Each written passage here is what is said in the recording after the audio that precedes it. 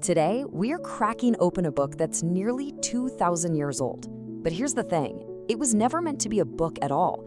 It was the private diary of the most powerful man on Earth, and for centuries, nobody even knew it existed. So let's find out what he wrote.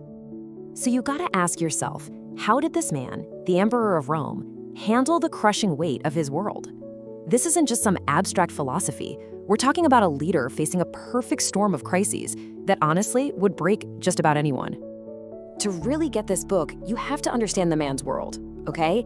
This isn't some quiet scholar tucked away in a library. This is a commander-in-chief, a father, a husband, holding the line while his entire empire and his personal life are completely under siege. What's just staggering is how all of these crises overlap. Think about it. A plague brought back by his own soldiers is wiping out his people. At the same time, he's fighting these brutal wars on the frontier. Then, his most trusted general betrays him and tries to steal his throne. And right in the middle of all of that, his wife of 30 years dies. It's an almost unimaginable decade of pressure. And this is the real paradox of his life, isn't it? He's the emperor, the most powerful man alive, yet he's also dealing with the most profound human suffering you can imagine, losing multiple children, seeing his world just torn apart. So how did he not crumble? Seriously, how did he get up every single morning and lead? Well, the answer lies in this secret project, a series of personal notes, kind of like a self-help manual he was writing for himself under the most extreme duress. It was never intended for you or me or for anyone else for that matter. This was his private therapy, his training manual for the soul.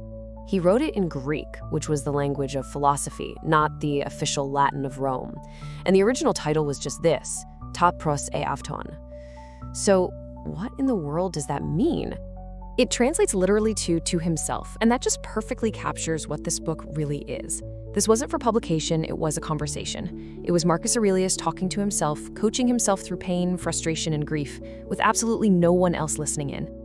And get this is the incredible part. After he died, this intensely personal manuscript, it just vanished. For almost 1,000 years, the Western world had no idea it even existed. It is an absolute miracle of history that this private diary, which was never ever meant to be found, actually survived. So, what was he doing in this diary? What was the point?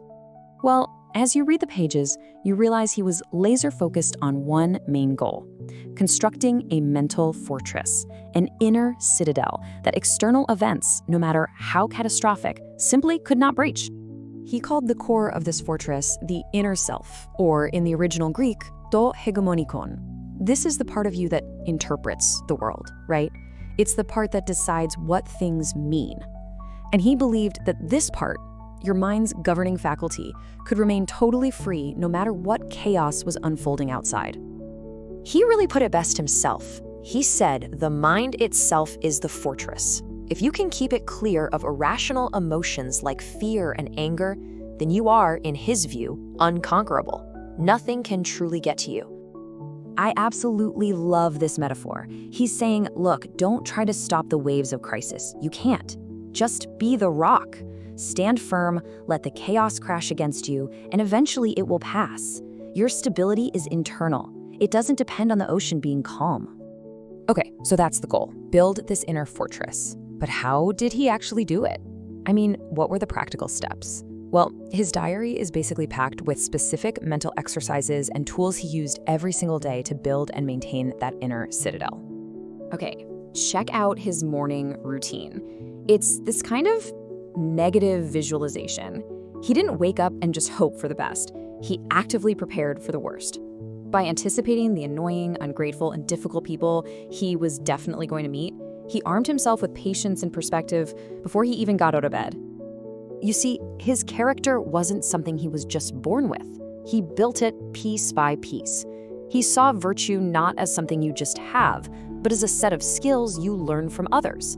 He would literally list his mentors and credit each one for teaching him a specific trait, like gentleness from his dad or self-mastery from his friend Maximus. He was building his own identity from the best qualities he saw in the people around him. This comparison shows just how radical his thinking was. He looked at the so-called great men of history, conquerors like Alexander the Great and Julius Caesar, and he saw them as slaves to their own ambition. For him, true greatness was found in thinkers like Socrates, men who had mastered their own minds and achieved internal freedom, not external power.